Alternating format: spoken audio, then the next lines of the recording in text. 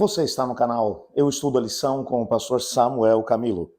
Hoje é sábado, dia 29 de outubro de 2022. Estamos introduzindo a lição de número 6 do nosso trimestre, cujo tema será Ele morreu por nós.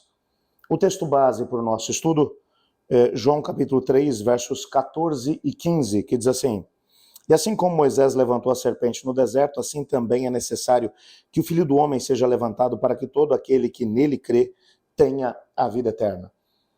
Ao olharmos para a cruz de Cristo, à luz daquilo que ela realmente nós temos a possibilidade de poder compreender não apenas o amor de Deus, como algumas pessoas têm a tendência de poder olhar.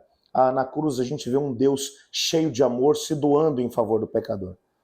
Há muita coisa, mas muita coisa envolvida no aspecto da cruz.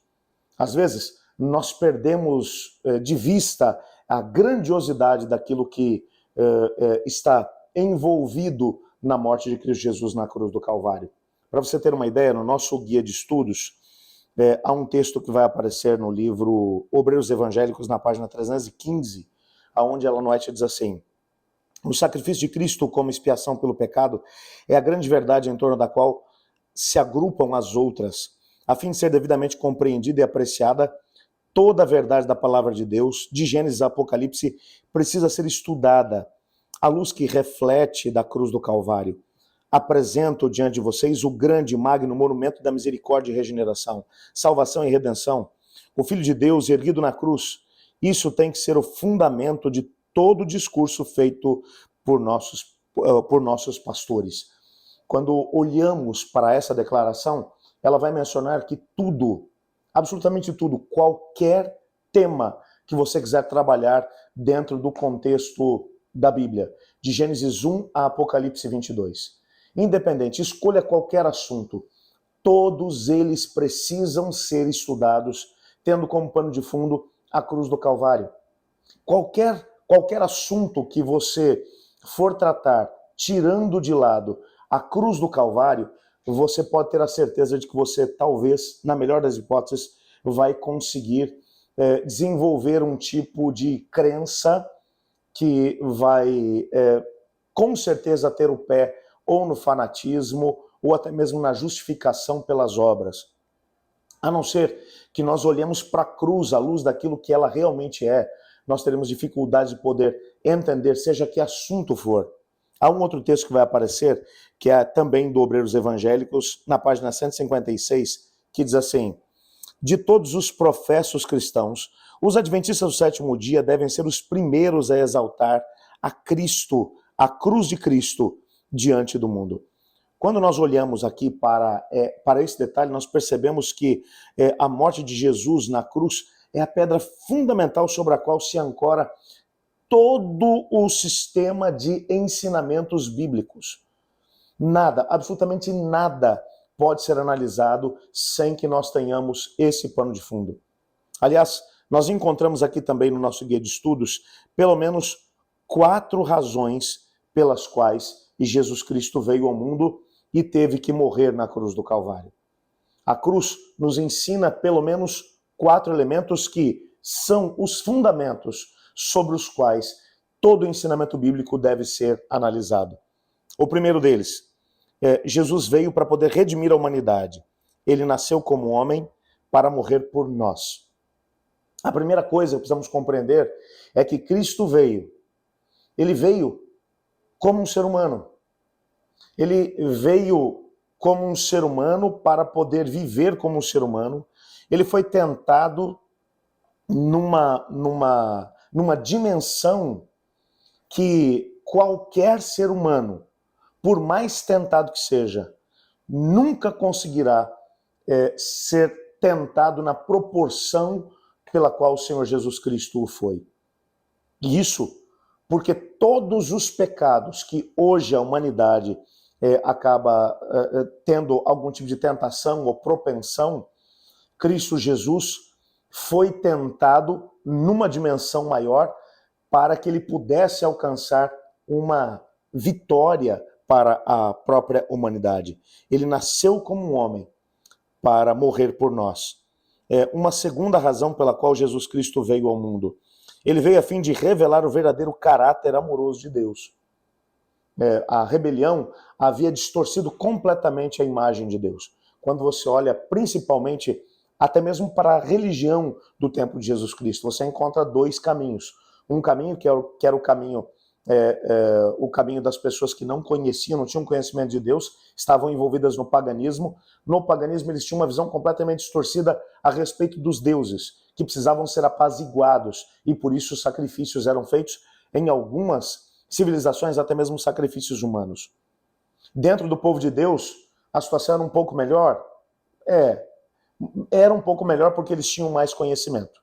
Mas, de alguma forma, no tempo em que Jesus Cristo veio, até mesmo os líderes religiosos tinham uma visão distorcida a respeito de Deus. E os sacrifícios, ao invés de mostrarem um Deus amoroso, mostravam um Deus exigente, cruel, que fazia com que o indivíduo tivesse que oferecer um sacrifício para poder apaziguar também um Deus tirano, um Deus cruel. Uma terceira razão pela qual Jesus veio ao mundo. Ele veio para derrotar Satanás e, ao mesmo tempo, refutar as suas falsas alegações a respeito de Deus e a respeito do reino de Deus. Ele veio para vencer o inimigo. E quando você olha para os evangelhos, você percebe que desde o momento em que Cristo Jesus colocou o seu pé no palco dessa vida, a batalha começou. Ele era apenas uma criança que havia acabado de nascer em Belém da Judéia. E através de Herodes, uma batalha já começava, porque Herodes tentou matar o Senhor Jesus Cristo. E a partir daí, a batalha continuou, passando pelo deserto, indo até a cruz, indo até o domingo pela manhã, quando Cristo Jesus ressuscitou, porque as forças do mal estavam posicionadas em frente ao sepulcro de Jesus, tentando impedir que ele saísse de lá. Ele veio, portanto, para derrotar o inimigo e refutar as alegações que ele tinha feito em relação a Deus. Deus é amor. Deus é amor. E, finalmente, uma quarta razão para provar que o primeiro Adão poderia ter obedecido a Deus, assim como Cristo, em sua humanidade, cumpriu perfeitamente a lei e viveu uma vida santa e sem pecado. Claro que Jesus veio na natureza de Adão antes da queda. Isso significa que Jesus estava enfraquecido, porque a natureza humana estava enfraquecida por causa de tantos anos do pecado, mas ele não tinha tendência para o mal que todos nós temos hoje. Ele veio na natureza de Adão, ele precisava vencer onde o primeiro Adão falhou. E com a natureza do primeiro Adão, ele venceu. E ele veio para poder provar, se Adão quisesse ter vencido, se Eva quisesse ter vencido, eles teriam. Eles tiveram que ir contra a sua natureza para poder pecar. Isso num ambiente completamente perfeito, o que não foi o que Cristo Jesus experimentou por nós. Nessa perspectiva, nessa semana, nós pegaremos esses elementos que estão envolvidos na cruz do Calvário para tentar entender o estado do homem na morte. Por que a ideia da morte e ressurreição do ser humano, ela está intimamente relacionada à cruz do Calvário? Há um texto que vai aparecer no nosso guia de estudos hoje, onde o próprio Cristo Jesus, ele fala em João capítulo 12, verso 27, ele diz assim: agora minha alma está em agonia, e o que direi? Pai, salva-me dessa hora? Não, pois foi precisamente com esse propósito que eu vim para essa hora. O propósito de Cristo, desde João capítulo 1, era para poder morrer.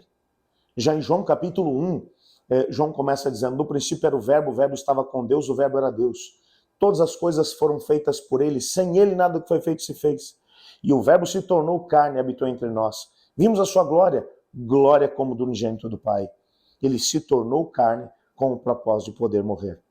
Ele veio para ser a luz dos homens, mas os homens amaram mais as trevas do que a luz. Quando você vai olhar para a Bíblia, desde o começo da chegada de Jesus, ele já veio para morrer.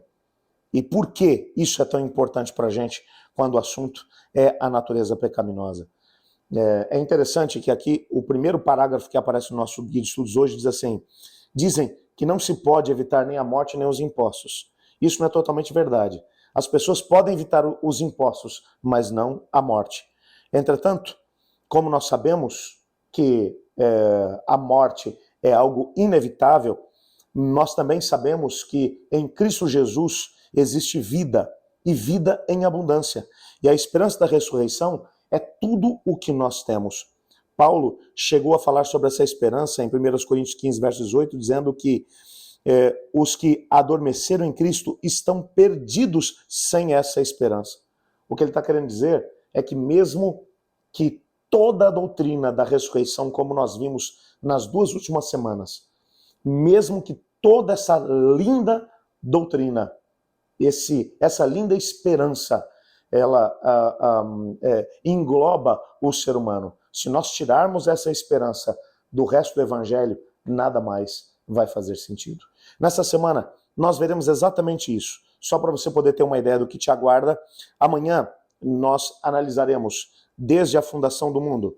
Na segunda-feira, um prefácio à cruz. Na terça-feira, está consumado. Na quarta-feira, ele morreu por nós. Na quinta-feira, o significado da cruz. E na sexta-feira, um apanhado geral daquilo que estudamos durante a semana. Eu queria convidá-lo para poder orar comigo e pedir ao Espírito de Deus para que abra nossa mente para entendermos a relevância da cruz dentro do nosso estudo. Obrigado, Pai, por tua palavra e porque nela descobrimos que o Senhor nos ama. E quando olhamos para a cruz do Calvário, percebemos exatamente isso. Ajuda-nos a vivermos essa realidade, pois é em nome de Jesus que oramos. Amém. Eu estudo a lição. E você?